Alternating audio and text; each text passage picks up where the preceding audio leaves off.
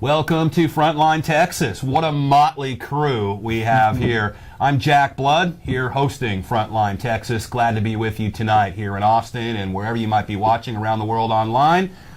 Sitting this way is the one and only Mack Daddy White, and some of you remember the great Freeman, a staple here on ACTV.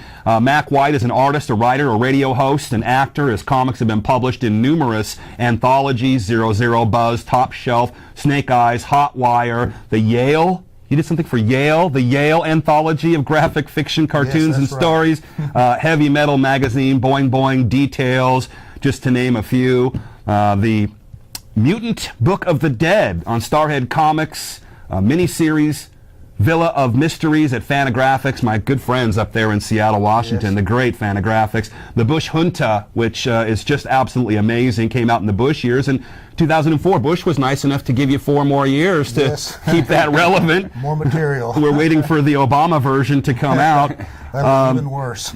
You've actually done covers here for the Austin Chronicle with your great graphic artwork, Rolling Stone, Comics Journal, just all over the place, and it's really awesome to have you here. Mack is one of my favorite people in all of Austin, and here he is sitting, and you got a new book out as well. Yes, the new book is Texas Tales Illustrated, which is all about the Texas Revolution.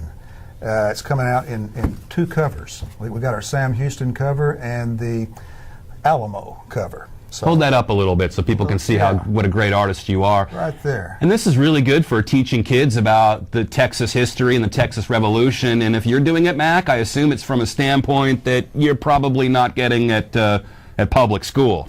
We're trying to get it into public schools, actually.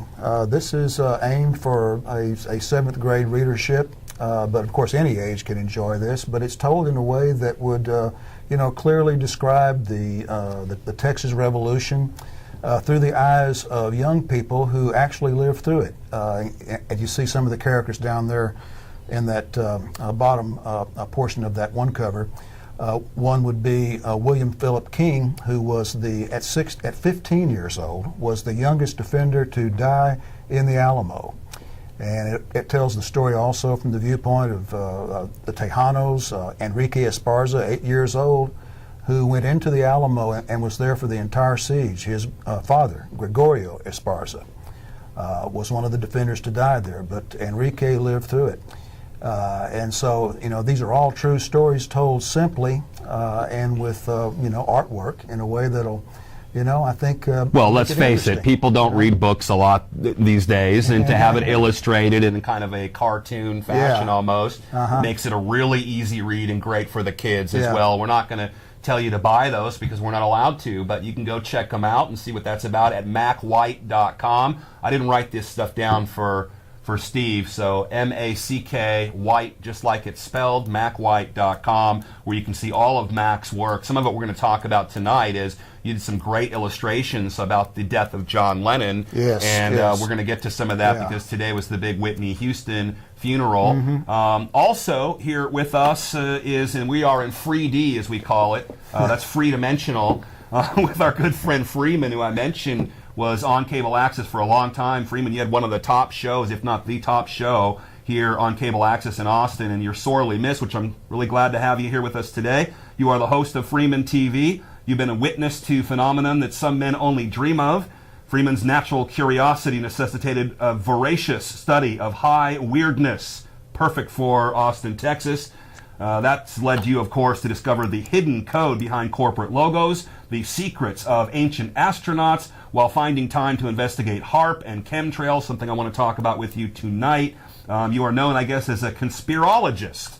I didn't even really know there was a term. I just assumed there was. Freeman, internationally known award-winning TV producer, filmmaker, radio talk show host, and lecturer. We caught your lecture, Freeman, down at Brave New Books here. What was it, about a week and a half ago? Yep. Standing room only. Just an amazing job you did explaining the mutating DNA of the last thousands of years and how that can be used to kind of recreate the goddesses and the gods. That is, of course, the divine right to rule. And, we've done all this research, and I keep it on maybe a more, practical level, some would say. Who cares what's practical? Who defines that? But we have, noticed that all of our presidents are basically related. That even Mitt Romney is cousins with Bush, that as we all call them, cousin Obama, cousin Mitt, cousin George. Clinton, not so much, because he's secretly a Rockefeller. As we all know, he's, Winthrop Rockefeller's illegitimate son out of Arkansas. That's what they say, folks. We're just kind of putting it out there. But great to have both you fine gentlemen with us today on Frontline Texas. Where do you want to start? Because today, as I mentioned, I'm going to spring this on you a little bit, Mac Daddy. Today was the very secret funeral of one Whitney Houston. Mm-hmm. This was cordoned off in New Jersey, and the fans were very upset. They didn't get to go. They felt they had bought all these CDs, that they should somehow participate in this. Some were even saying that, the taxpayers are paying for this giant ceremony. Let's just call it what it is. And some weirdness did ensue. I guess Whitney wasn't in a coffin. People allegedly were able to see her, but they are, quote unquote, according to the mainstream media, sworn to secrecy on what they saw.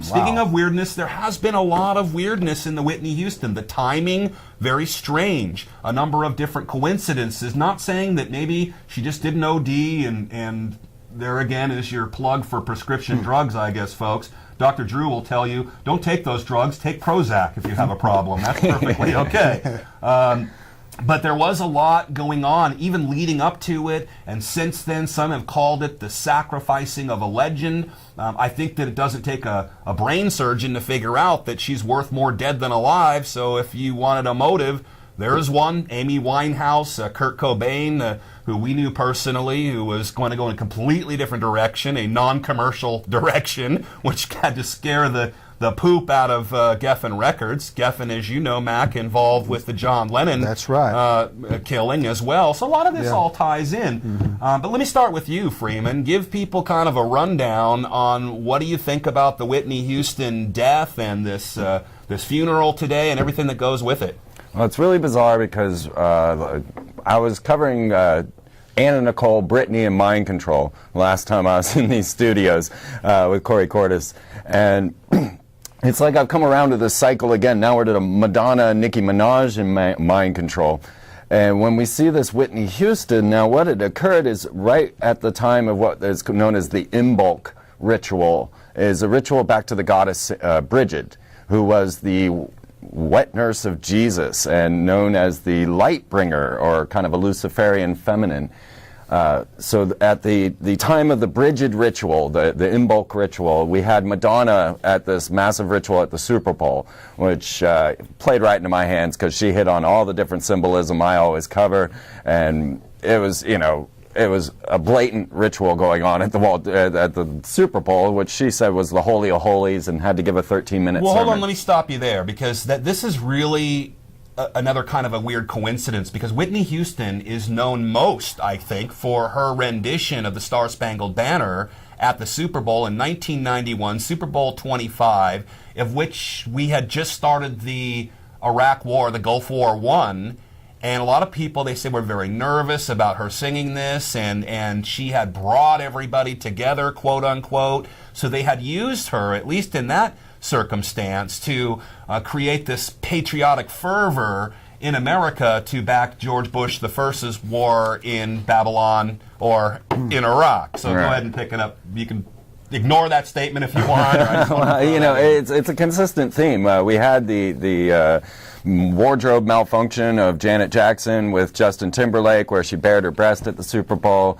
Another high-profile ritual sort of situation. But what I was really trying to lie down was the timing of the death of Whitney Houston, because it was following this Imbolc ritual, which is known as the Witches' Sabbath. And it's the moment in between the solstice and the equinox. And so it's like this midpoint where the witches do their rituals.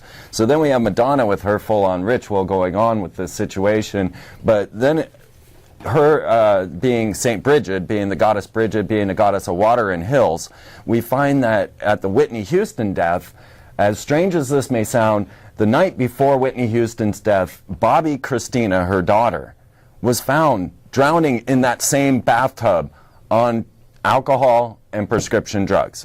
They got concerned when there was no response from the door. They kicked down the door. They found Bobby Christina, Whitney Houston's daughter, nearly drowned in the bathtub that Whitney Houston was then later to die in. Now, Whitney was found submerged in water but not drowned. And they're blaming it on the prescription drugs once again and alcohol.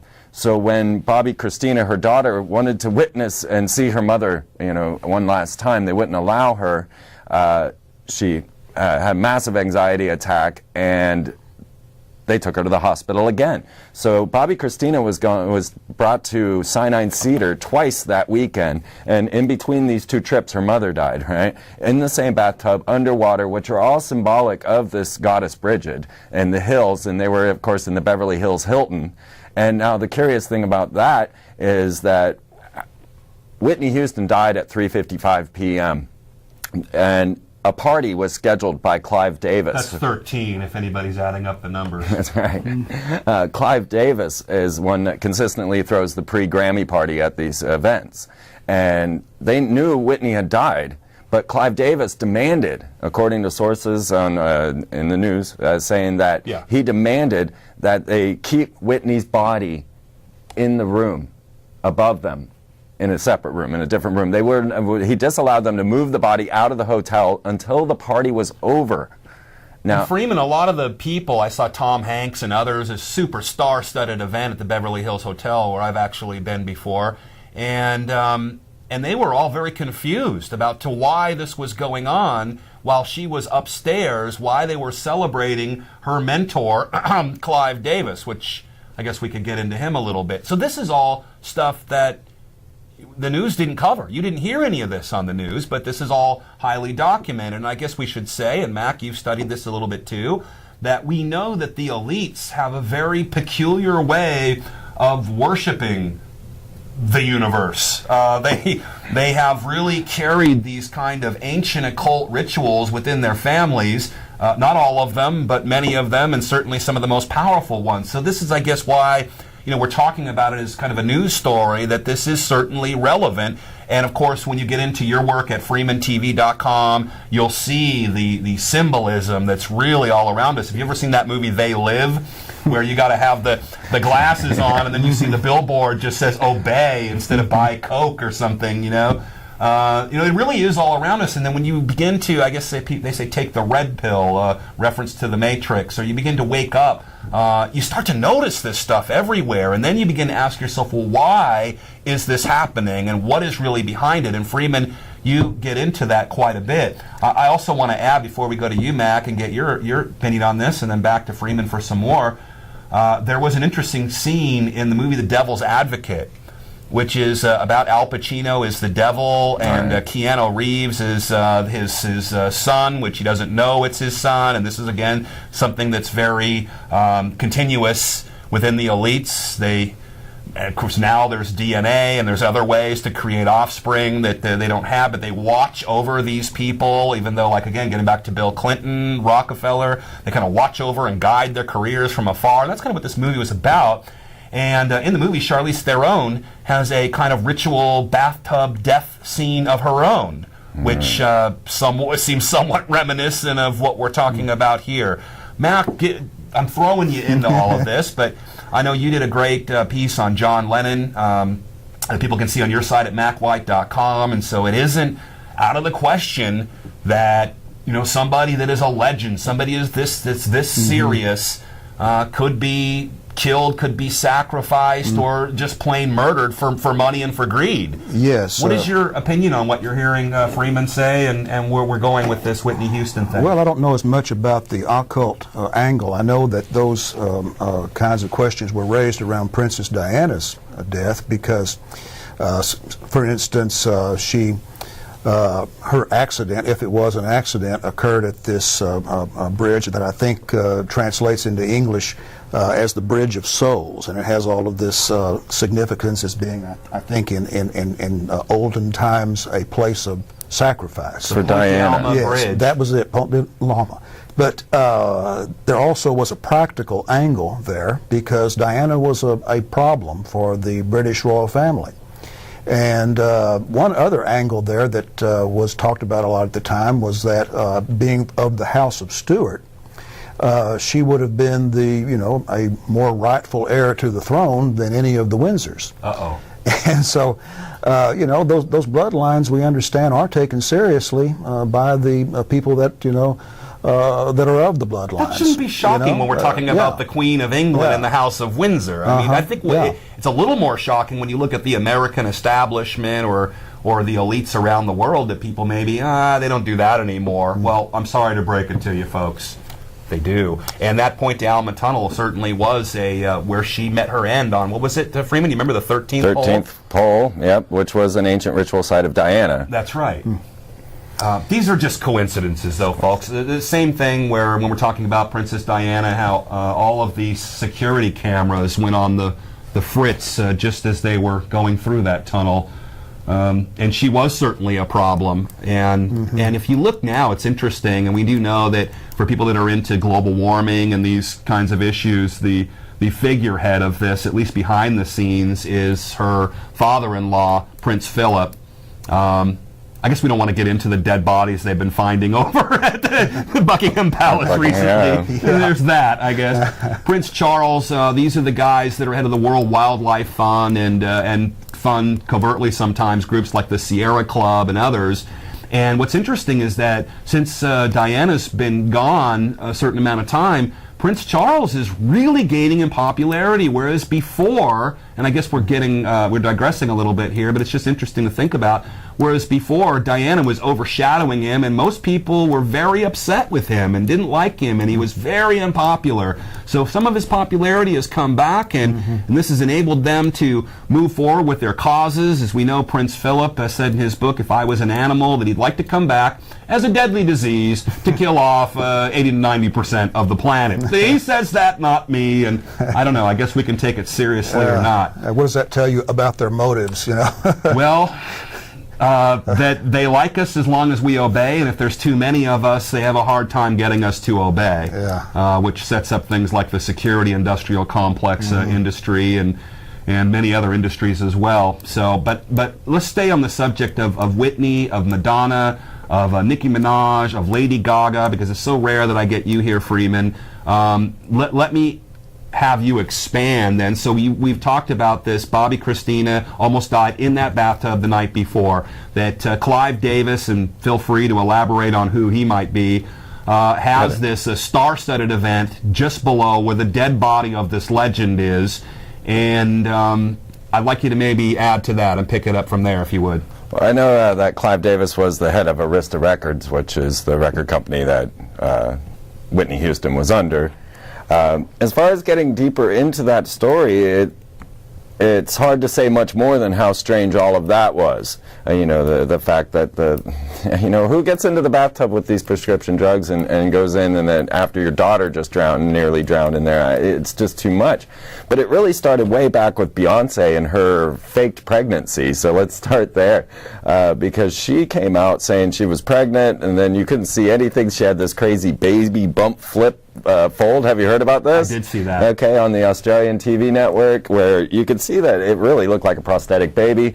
And then they had the entire hospital cordoned off, supposedly paid $1.3 million to buy the whole 4th floor, and brought out baby Ivy.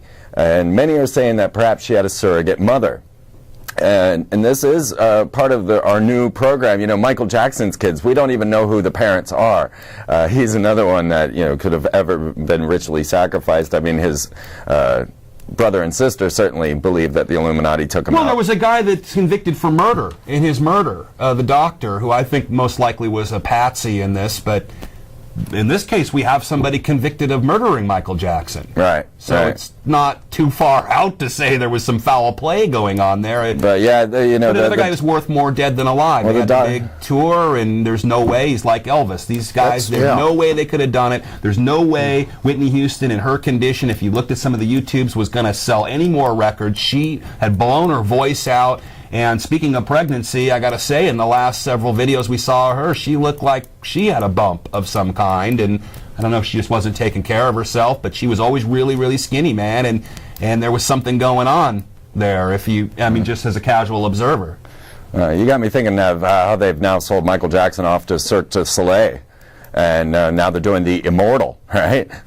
Fits right in. And of course the little O making the sun sign in the immortal. And Cirque du Soleil, the lead guy for that, I can't think of his name, was sent off into the International Space Station. He was launched up on the space shuttle. I mean, the type of connections that we're getting into, I get into E.T. and the transhumanist agenda and start taking this thing to the level that it needs to go, because the society that we're in is not the one that most people think we're dealing with, and we're dealing with the human cloning prospect coming into this whole picture now. We're dealing with surrogate mothers, designer babies, and the Pope has come out about designer babies saying this is an okay thing.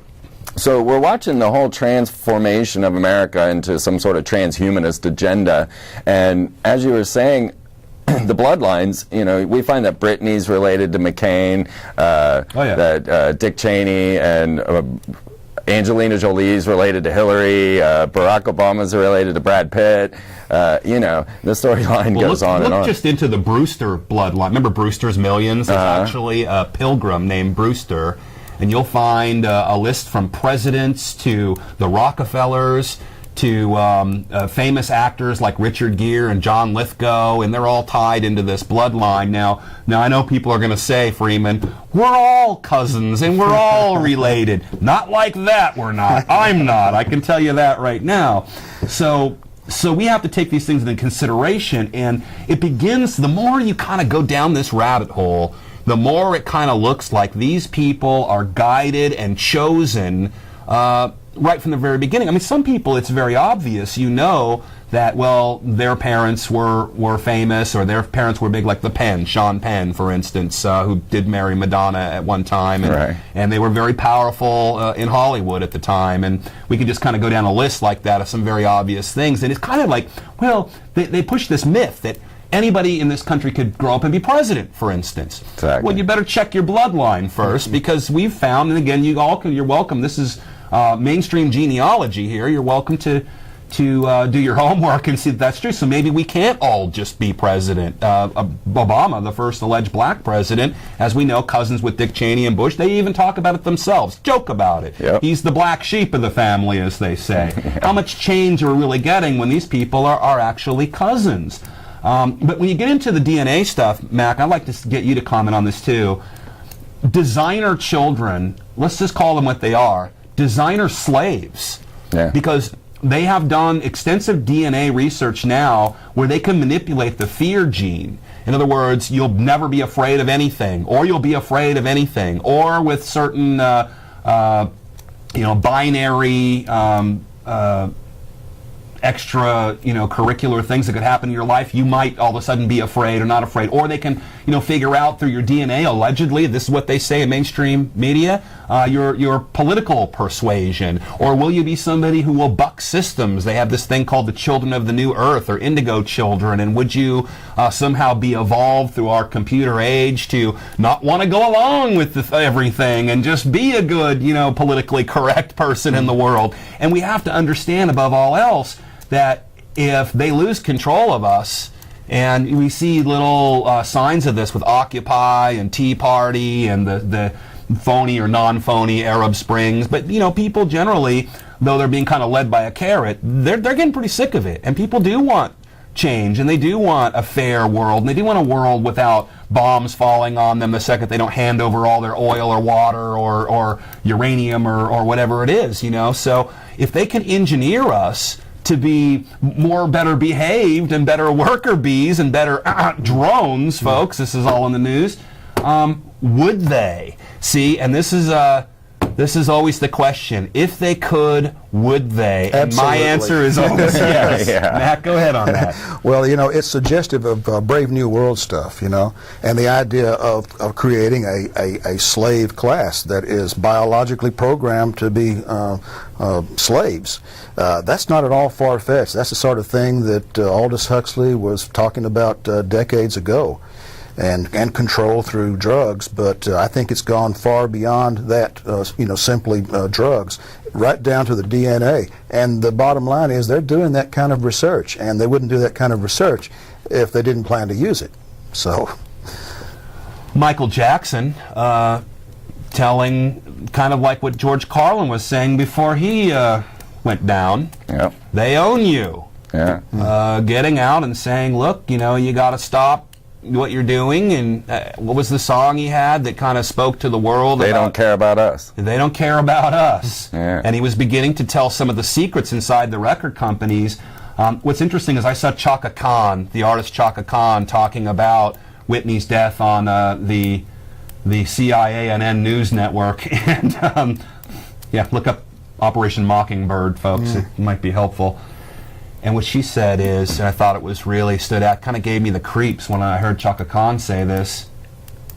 And she's related, she's with Prince, and Prince knows all about this, and so does my friend Dick Gregory, who really is a great guy. That the record companies are demonic, is what she said. And that could have just been a phrase that they're greedy and they just don't care about their artists. And I think everybody kind of knows that. I've been in the music business for a long time, and it's an understatement, if anything else. We know that 6 companies run the record business. Maybe it's down to 5. I haven't checked in the last few months. Right. And they control it all. Everything. Yeah. And we look around and we see these Mickey Mouse clubs, Disney kids all being groomed from a very young age to be these superstars. And what do they do when they get to the stage? All of it. Illuminati symbolism. Whether you believe in the Illuminati or not, folks, it's a real thing. And the signs are all around us. So here in Austin, it's kind of hard to miss. With the 33-story owl building, or the pyramids with the capstone missing with 666 lights all over them. So we've got to pay attention to it on this show. I mean, we do a lot of news and activism, and I brought you guys in because I don't want people to think that my mind isn't open to this. Well, let me just throw out a little pop culture programming that's going on right now. Is we have the Disney programming is really what we're talking about with a lot of these people. And when we look to Hannah Montana, Disney's great star with Miley Cyrus, right? They split her into 2 beings. She is the Hannah Montana, the elite, and then the lowly you, Miley Cyrus. Right? So that was programmed initially into the children, that there is the elite and there's us. This is how they condition the children. Then she comes out on her own to finally be Miley Cyrus, and she's in a cage with black angel wings, or a fallen angel. And she comes out of this cage saying, I can't be tamed, I can't be blamed. Now this goes right along with Lady Gaga's programming, as she's saying, born this way. So then you take in Katy Perry and her, I want to be abducted, I want to be a victim, fill me with your poison, right? Can't make this stuff up, folks. This is what all the little children are singing, all right? And on top of that, within the storyline, you'll see, like with E.T., with Katy Perry, you'll see that they're combining the supernatural with the extraterrestrial. And now the extraterrestrial is becoming demonic, and they're wanting to be possessed by these things.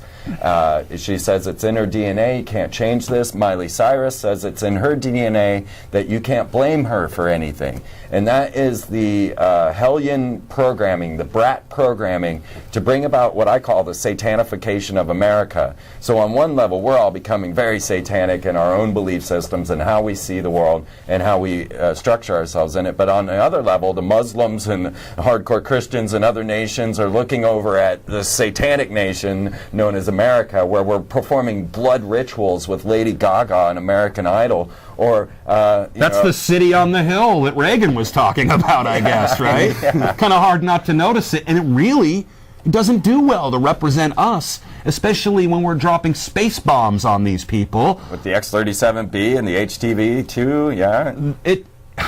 It's hard to get across to people that there are some good people in this country that don't want to kill everybody and steal their stuff from all over the world. But then again, I mean, we are this constant, these weapons of mass distraction, as I call them in the media, and especially with pop culture, and how our children are growing up. I mean, my boy's watching this show tonight, and when you mentioned Hannah Montana, I'm sure he just about threw up. He's not into it, and I don't want him to be into it, though at some point, you know, we've got to do our best with our children and let them see books like these and you know, be good examples. And see, that's just what we're not doing in this country. And, of course, with Rick Perry, Mr. Bilderberger himself going around and embarrassing us all in Texas recently, we're not doing a very good job here in Texas sending our representatives out to the world. He went to a secret Prince concert. You were aware of that, right? No. Right. When he returned from Istanbul, he went that night, Like, imagine traveling all the way back from Istanbul. Him and Will Wynn, right, went to a Secret Prince concert downtown on 6th Street, and if you tried to look in, they barricaded the whole wall of the bar so that you couldn't see in. What was going on in this I don't even want Prince to know. concert? My God. Why were they barricading it? What was Rick Perry doing there after a Bilderberg Istanbul visit? It was bizarre. I don't know. I didn't get in. Prince has talked about some great stuff. I think he's broke his programming big time, and I think those guys probably just want to go pick up girls, or maybe in Rick Perry's case, his boys. But or maybe they were on a date, Will Wynn and Rick Perry. We don't know for sure. You know, they're, what do they call them? I can't really say it on TV, but they're star blankers. You know what I'm saying? They like to rub elbows with these people. Maybe that's all it was, but it's some of this stuff gets really odd, and some of it is just plain right unexplainable, and I'm glad that we're able to present it. How about this? You have a little clip for the people today. Did Steve have that going? And then we're going to take calls for Mack White, for Freeman TV, MackWhite.com, myself, Jack Blood, at DeadlineLive.info. I got a huge announcement because I don't know if you guys heard, I'm going back on radio. And Monday we'll be starting a new morning show, the Jack Blood Show, which will be on Roku, and it's a pretty big deal for us. So we might talk about that a little bit. But I also want to hit chemtrails and some other stuff. But why don't you go ahead and show that clip and then put the phone number up if you could, and we'll take some calls for Mack White and for Freeman as well. I'll even get involved in it. Do we got that, Steve?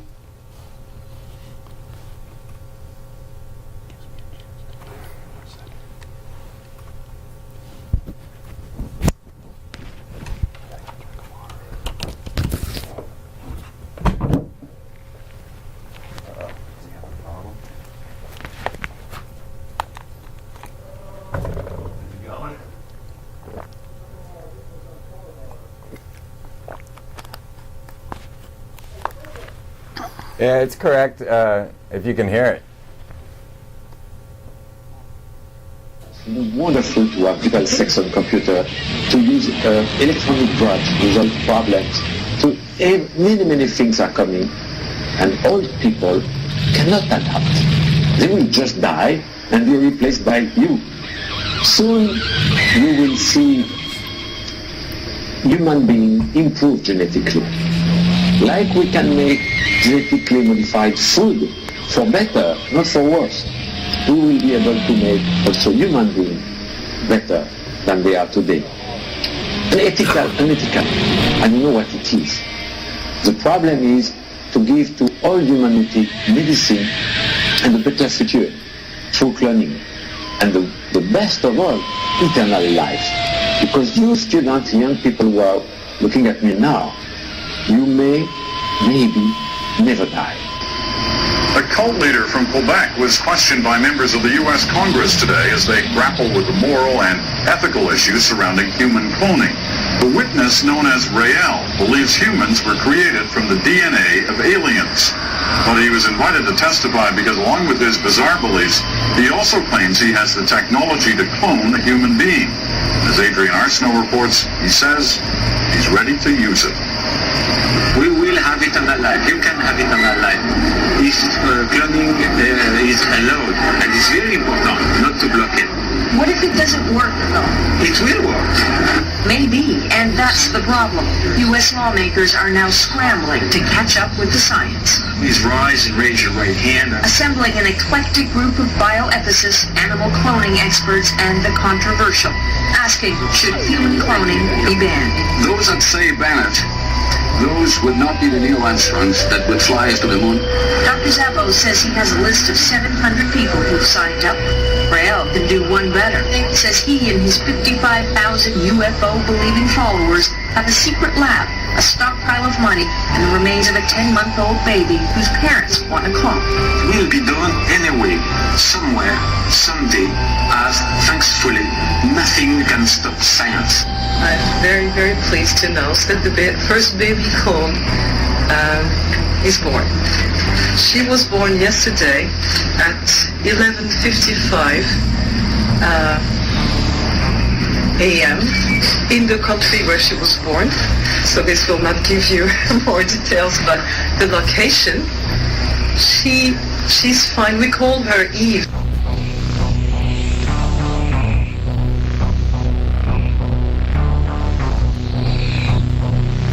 you adaptable? Welcome to Radio Freeman with your host, Okay. Freeman. From there into Barack Obama's speech on Right. But people really have to see the actual video, so they can go to Freeman TV. You can get the latest Just like of the it sounds, occult and sorcery of your government right? at freemantv.com.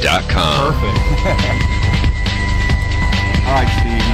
I just wanted to show people a little bit of your work. I'm sure most people watching local cable access are familiar with it, Freeman, but that's a little, very small sliver of what you're covering. Yeah, if we had time, to hear Barack Obama's speech on human cloning that most people seem to miss.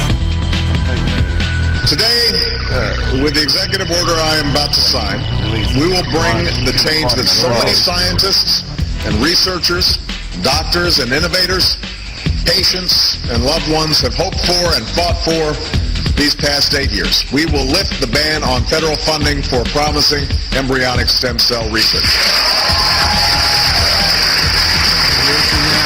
Cut that. Thanks, Ed. Welcome back, folks. We will take calls. Steve will put the number up if you've got any questions for Mack White and for Freeman.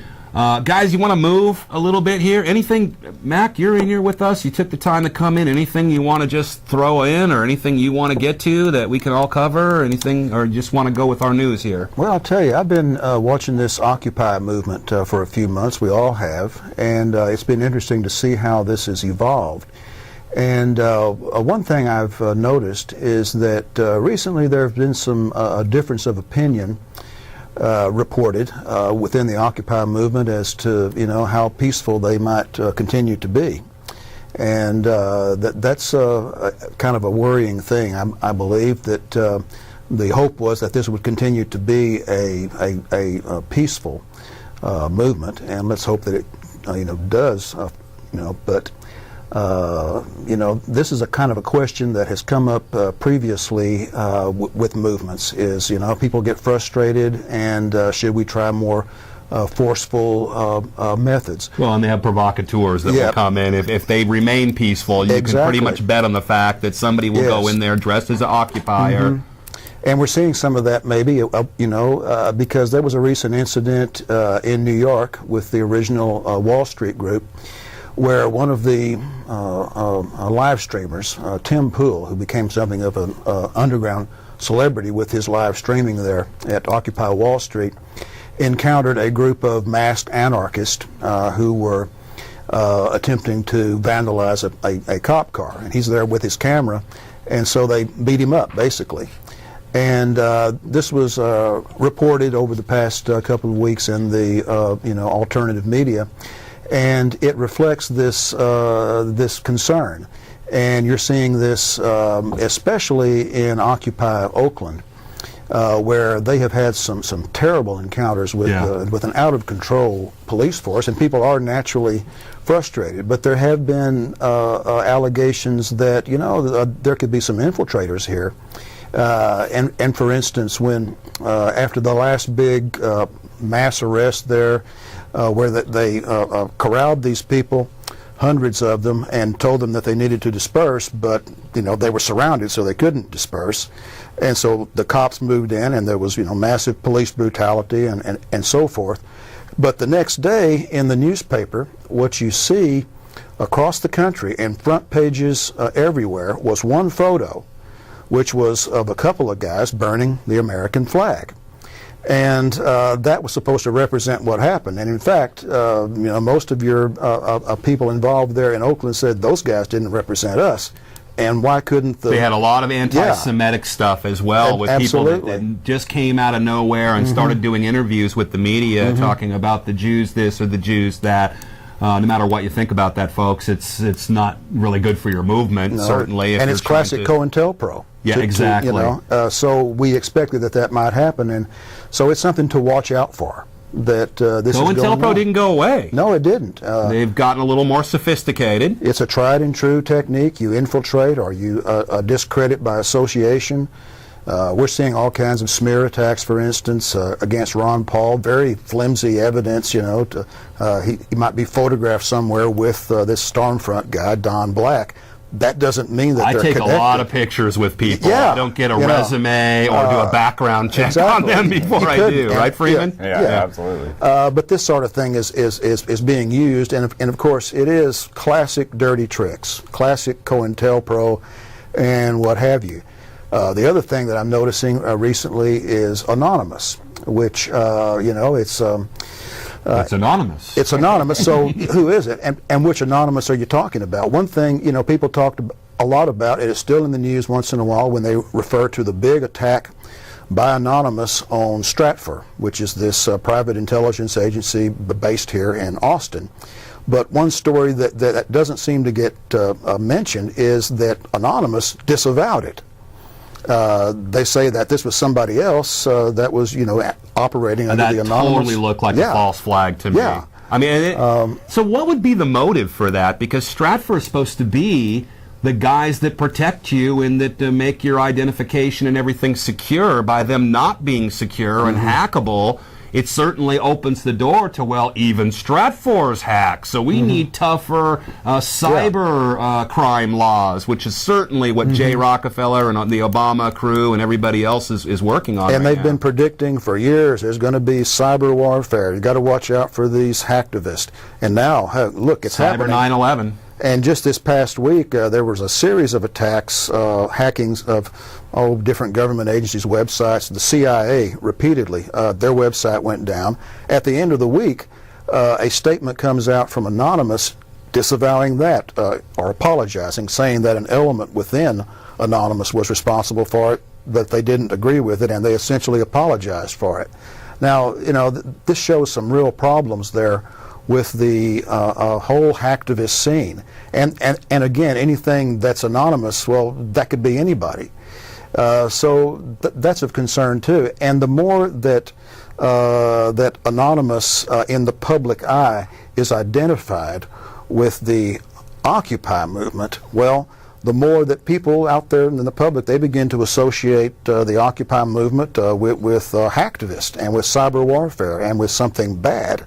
And so that association, I would suggest that there might be, that Anonymous may have very well been infiltrated. It wouldn't be hard to do. And that, that it's an attempt to discredit the larger Or it movement. could have been... it could have been false flag from the very beginning. It absolutely could we have. saw with WikiLeaks right away, and you can look at my interview with John Young from Cryptomi online or on YouTube, and he pretty much blew them out as operatives. They were spreading war propaganda, certainly anything to do with 9/11 they were laughing at, and now we see one of the main functions of Anonymous is to push this war in Syria to quote-unquote save the people in Syria, which sounds a lot like what CNN is saying. So I guess in a way sometimes, now that I've said that, I'm going to be hacked by the time I even get home, but that wouldn't be the first time. And it creates a climate of fear, which is not good. I'm not afraid. But since you mentioned, was it possibly there from the beginning? Well, 4 years ago, Smiles Lewis, my co-host on PsyOp Radio, we interviewed a researcher, an author by the name of Ty Brown, who had been interviewing some of the founding members of Anonymous. And you can listen to the interview, which is in our archives, where he talks about how what started out as a movement against Scientology, of disaffected Church of Scientology members who were fighting back. He said that at that time, and again, this is 4 years ago, that there had already been successful attempts by Scientology to stage false flag attacks, hackings, and blame them on Anonymous as a group. So they'd already been infiltrated, or at least, these kind of copycat things to discredit them had been happening 4 years ago. And But we know about the Hegelian dialectic, which says thesis plus antithesis equals synthesis. In other words, problem, reaction, solution. We have a problem with quote-unquote hacktivists, and I know there are some out there. We also know that about 80-some% of those work for governments and intelligence agencies, which is just a stat that you can find just about anywhere. We're going to take your phone call here in just a second. So it just really comes along at the perfect time when they're trying to lock down the internet so that it can't be used against them. And we've read, actually, that, in fact, it's pretty much common knowledge. There's an Internet Patriot Act already written, and all they're waiting for is an Internet Pearl Harbor to enact that immediately. And, of course, no one will be allowed to read that, and they'll just have to pass it and then apologize for it later or something. Yeah. Let's go ahead and take a call. Thanks for calling in. We're here with Mack White, MackWhite.com, Freeman, FreemanTV.com. I'm Jack Blood here for Frontline, Texas. You're on the air. Welcome. Hello? Hello. I can't turn you up or anything. Okay.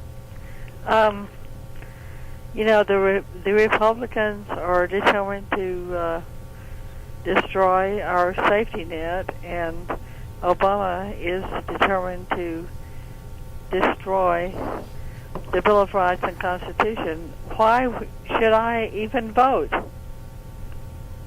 Why should you vote? I did hear that part. Yeah, I know where the... Boy, I'll tell you, that's a pretty good question. We're looking at these elections stolen right from Ron Paul. Would he win anyway? I don't know. It's, it's kind of difficult to say that. You guys want to I think you should vote locally for sure.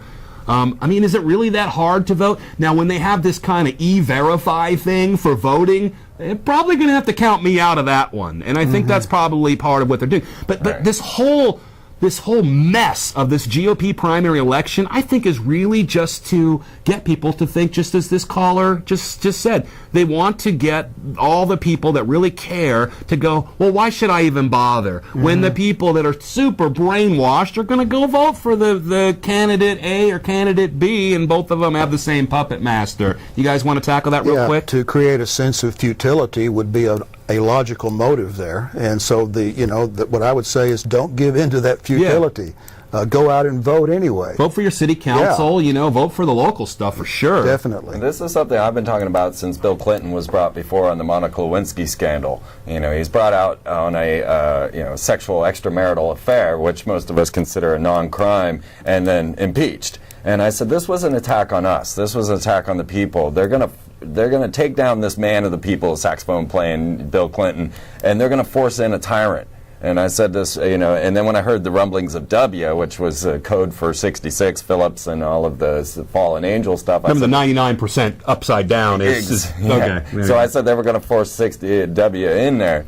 And then following W, the next president would not be considered an American citizen. So now we got the birther movement. Now I predicted each of these things from the first initial psychological warfare of taking down Bill Clinton, then forcing in a president and making it obvious through Jeb Bush, and then putting an ineligible president into office. So I said, well, this year, 2012, it's going to be a complete farce, and this is going to be a show for shows. And if I was I love Herman Cain. If that guy needed to remain, I wanted to see more Pokemon quotes. I wanted to see more just for the entertainment. Well, because it is what they're doing. It's the psychological warfare to get us to say, why should I bother? So it's been a progress of steps along the way to get us here. And you're being manipulated, and everything is basically an illusion. So look. It's not that hard to vote. When they make it harder to vote, then we're going to have to push back on that and stop that from happening, because they're really just trying to pick and choose who gets to vote and who isn't. As it is right now, only 50% of eligible people of voting age can vote.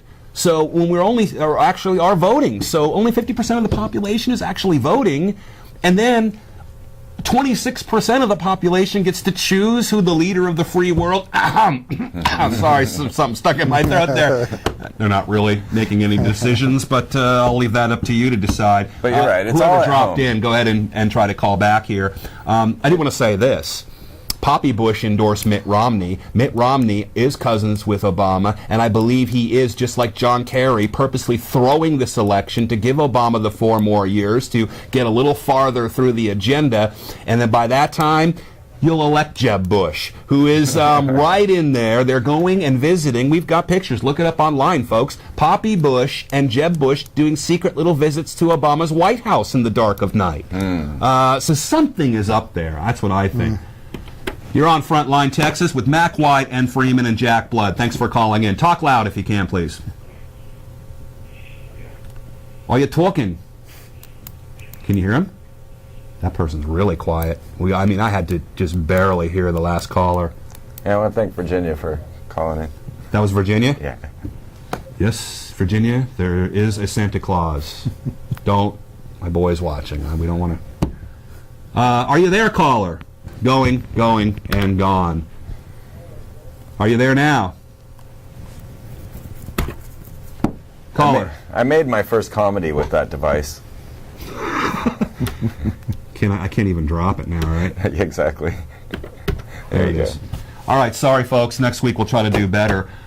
We've got about 8 minutes here. Can I hit 2 things? I was going to do chemtrails, but since we're kind of in this vein, no pun intended, let me allegedly, by the way, folks, there is a Jack Blood drinking game. When I say allegedly, have some water or whatever.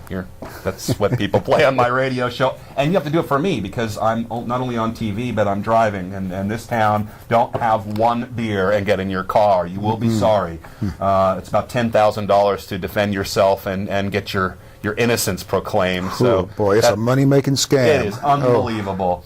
Speaking of scams, this just came out today. Wireless controlled microchip delivers drug. Will it replace shots, they ask. That's not really the question.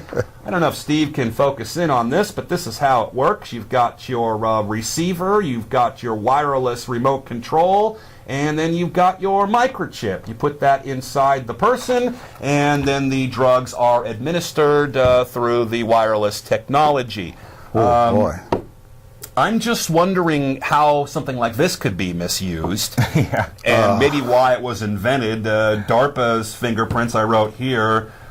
This is the larger model. Hey, DARPA, can we see your model now? The smaller, more powerful, and more efficient model. Right. David Icke, whose new book just came out, and I've got it, Remember Who You Are, has been, like you, Freeman, right a lot of the time, and has predicted everybody connected to a global supercomputer and microchipped. If that microchip can put a little soma, going back to Brave New World, a little soma, calm you down a little bit, or even speed you up if that's what it takes to get the desired results at an occupied movement or anywhere else. Or just kill you. Or just kill you. Yeah. That's exactly right. Just turn you off like a bad machine.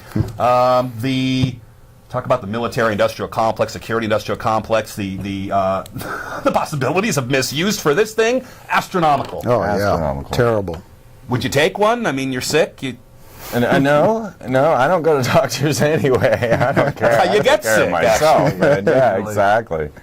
I look at this in the same way I look at CERN, where people are just pumping in billions of dollars into this technology that they have no understanding about. The misuse of CERN is great too, and probably will be the super mega computer that everyone's using. They have the LHC grid, which is the CERN supercomputer that is capable of pushing exabytes of information, and that would actually be the source of all of that technological grid pattern that everybody would be chipped to. More likely the CERN. This is Eli Lilly, a big Bush family supporter. This was what the drugging section of No Child Left Behind, the new Freedom Initiative, was sponsored by, because they would, cui bono, get the benefits from drugging all of our children. What happens is this, first it's voluntary, guys. You get something like this for osteoporosis, and maybe it's even a good thing. Technology, unfortunately, is not neutral in that whoever develops it and spends all the money on it generally controls what the uses are going to be. So we volunteer to be searched at the airport. We volunteer to be questioned on the street without ever having done anything. We volunteer for registered travel to get by the lines at the airport. We volunteer for wireless controlled microchips delivering drugs. We volunteer for vaccinations. We begin volunteering for everything and giving them permission for everything until there's not enough left of us to protest that we don't want it anymore. It seems to be kind of the modus operandi, guys. Yeah, it's another Trojan horse. It's put out there for our safety, supposedly, but if there's a bad use for it, you can bet they're going to use it. That's been the experience. If they can, they will. Yeah, absolutely. I want you people to remember that when you're getting the wireless microchip administering drugs. Will it replace shots? I mean, that pretty much says it all, right? Yeah. At least if you've got a shot, right, I can say, what is that fluid in there? What is that fluid made of? Before I stick my arm out aimlessly and just... Yeah, I'm real curious as to what Speaking that's of putting CERN into. and 666 and all of this numerology, some of the stuff we've been getting at tonight, I forgot to tell you at Brave New Books, and Mack, you might be interested in this, because we know how the elite love their numerology, their calling cards. This year, 2012, is 666 years since the Black Plague of Europe. Oh, no. Oops. And the Rockefeller Foundation has put out a document guaranteeing us geese flu for real this year. And places like China, who are more controlled and can effectively use quarantines a little bit better, will be the beneficiaries of this new controlled system. After all of this is over, and 75 million people died in the Black Plague that we know of, well, then we'll all work together at that point. It'll all be a wonderful new world order at that point. Yeah, that'll fulfill Madonna's ritual at the Super Bowl and sell the heck out of Hannah Montana hand sanitizer. Yikes. We talked about school a little bit earlier. If you guys don't know who John Taylor Gatto is, check him out. We've got a DVD at our site. I'm not telling you to buy it, but go check it out. In fact, I think it'll be up tomorrow. The Ultimate History Lesson, a weekend with John Taylor Gatto, a 5-hour journey examining the history, root causes, and consequences of public schooling. A lot of people watching this show might be very interested in this 5-hour lecture. Gets into how critical thinking has been drummed out of our school systems. Mack, I know you just talked to me earlier about homeschooling is going on in your family, and Tragedy and Hope.com, our good friends Richard Andrew Grove, who was almost killed on the day of 9/11. He missed his meeting in the top of the tower, was late for work. It's not funny. He also worked with Marcia McClellan, who was involved with Kroll, a subsidiary then of AIG. And you just start following the money here, and there's a great movie called Who Killed John O'Neill that gets into that.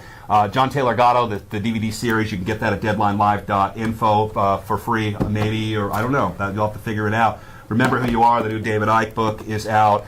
Mack's book, which he'll hold up again for you real quick, at mackwhite.com. Texas Tales Illustrated. If you mention this show, I bet you can get one, right? I mean, Absolutely. You probably just send one just out of the good of your heart. I just might do that. All right. And Freeman, freemantv.com, all the great videos. Might as well throw these up. The broadcasts, the YouTubes, the multimedia, the lectures, the tours, the bus rolling to the next city. Do you know where that's going to be? We are on our way to Hollywood. So yeah, Hollywood. I just want to throw a plug. Friendshipagenda.com, where the greatest people in the world meet. It's our own social network site for all the people that say, I don't have anyone to talk this stuff about.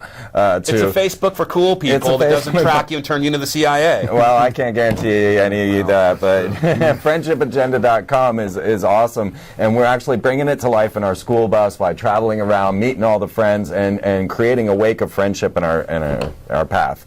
So. Well, guys, thanks for being in, and I just really am honored to have both of you here. I think we kind of rocked the people out in TV land on Channel 11 today, and thanks, Steve Mason, for getting us in here and for working with us. Hopefully, after today, we'll have more shows. Steve, that'll be up to you. We're going to meet everybody at All City Subs, the 04 Lounge on Congress and Krebs. That's Congress and just near Ben White, 3808 Congress. Right after the show, come down, talk to us. All City Subs, the 04 Lounge, come down and have a beer and all that. We're not plugging it, don't worry, folks. Just like to meet some of you guys, so come down. I will have bodyguards, so if you've got anything planned, take a look at this guy. You'll have to go through him, because I'll be standing behind him.